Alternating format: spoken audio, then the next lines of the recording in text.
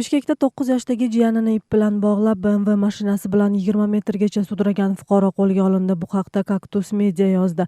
Ma'lumotga ko'ra, 27-aprel kuni Oltin qoziq uchastkasida yosh bolani kaltaklamoqda degan ma'lumot militsiya xodimlariga tushgan.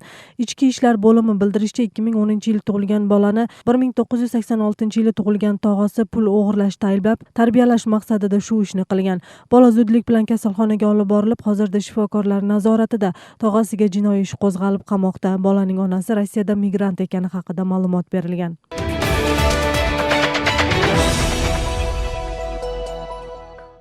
Chuy oblasining So'quluq rayonida do'konga o'g'irlikka kirgan 2 o'smir qo'lga olindi. Bu haqda oblast ichki ishlar boshqarmasi bildirdi.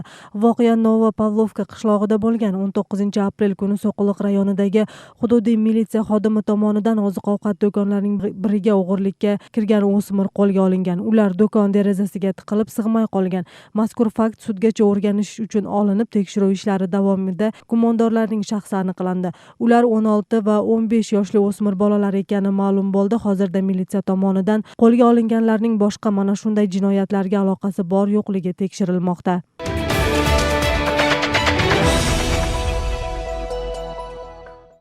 Favqulodda holatlar ministrligi bildirishicha, 30-apreldan 2-3 may kunlarigacha Qirg'iziston hududida ob-havo o'zgarib, kuchli yomg'ir yog'ishi kutilmoqda. Baland tog'li rayonlarda qor yog'ishi ehtimoli bor. G'arbdan esgan shamolning tezligi soniyasiga 4-9 metr, ayrim rayonlarda esa soniyasiga 15-20 metrgacha yetishi kutilmoqda. Havoning harorati pastlaydi. Bunday o'zgaruvchan ob-havo qishloq xo'jaligi ishlari, avtomashina, energetika va kommunal xizmatlar ishini qiyinlashtiradi.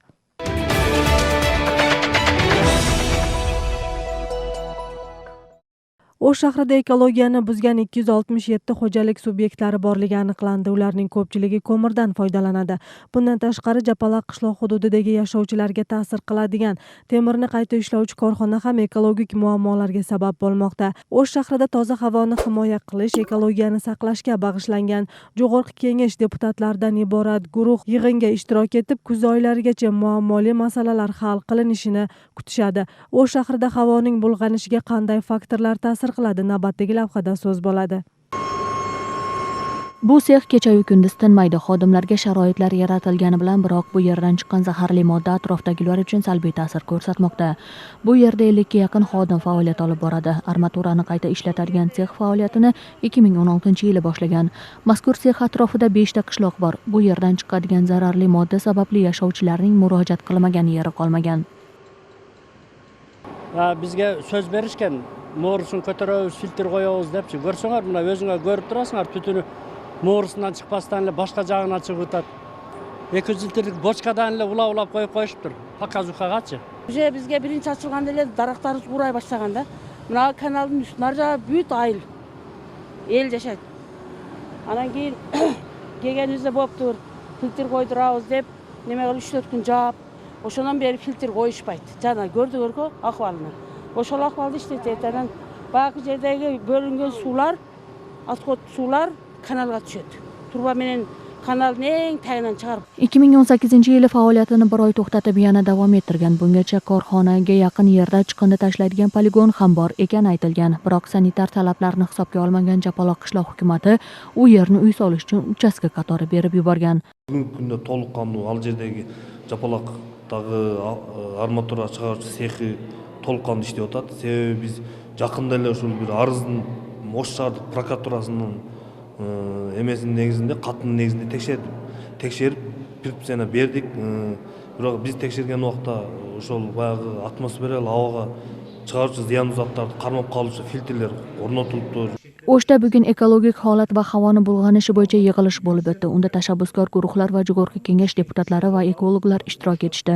Yig'ilishda havo bulg'anishiga ta'sir etuvchi faktorlar haqida fikrlar aytildi. Global masalaga aylangan havoni bulg'anishi ham Qirg'izistonga o'z ta'sirini ko'rsatmoqda. Bir yilda jahon bo'yicha 7 millionga yaqin odam ob-havoni o'zgarishidan jabr ko'radi. O'shni yashil maydonga aylantirish va havoni toza saqlash uchun igna bargli ko'chatlarni o'tkazish kerakligi aytildi. Жергиликтүү башкаруу органдары, райондук, бирок ошо O'sh шаардык мэриясы менен биргеликте иш-чаралар түзүлүп, ушул тескери басымды азайтуу боюнча бир катар иш-чаралар түзүлүп аткарылып атат десек болот. O'sh shahrida havoni o'zgarishiga asosiy sabab qatori boshqa davlatlarda foydalanishga yaroqsiz deb topilgan narxi arzon mashinalar ko'rsatildi. O'sh shahrida 100 mingga yaqin avtomashina ro'yxatga olingan bo'lsa, boshqa yerlardan kelgan mashinalar bilan ular soni kuniga 200 mingga yetadi. Biroq ulardan havoga chiqayotgan zaharli moddalar bungacha muammo qatori ko'rsatilmagan. Bizga aябай eski жылдардағы чыгарылган автомашиналар келип атпай, ошолор абдан терс ошол веществолорду чыгарып, түтүндөн адам ден соолугуна зыян маселелер келип чыгып атат да. Ушул маселени бир жогорку кеңеш бир карап, анан бир жагынан биздин элдин жашоо шартына да карап бир жыйынтыкка келсе, абдан жакшы болот эле.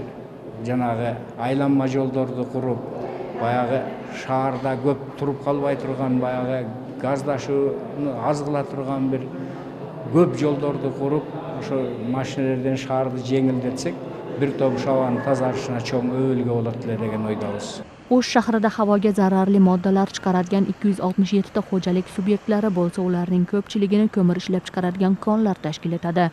Biroq ekologlar tomonidan olib borilgan tadqiqotlarga ko'ra, O'sh shahrining ekologiyasi poytaxtga qaraganda toza ekani aytildi. Ekologiyani saqlab qolish uchun fan xodimlari tomonidan ko'proq amaliy ishlar olib borilishi kerakligi ta'kidlandi. Muammoli masalalar qog'ozga tushirilib, kuzda qonun loyihasiga kiritilishi rejalashtirilmoqda. Hilola Ashurova, Mahfurat Alibayeva, Beksulton Abiyev, Intimoq.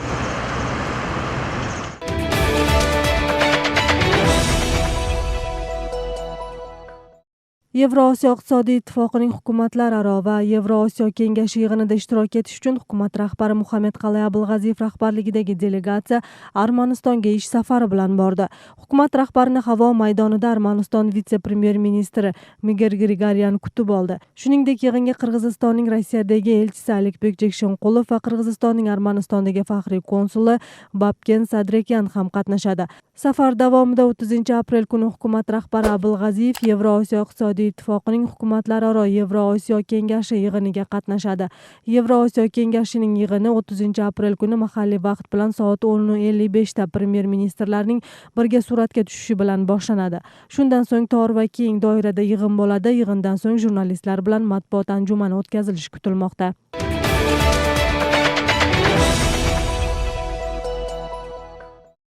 Rossiya bir qancha davlatlarga o'tkazilayotgan pul miqdoriga cheklov qo'yadi. Bu haqda Rossiya nashrlari yozmoqda.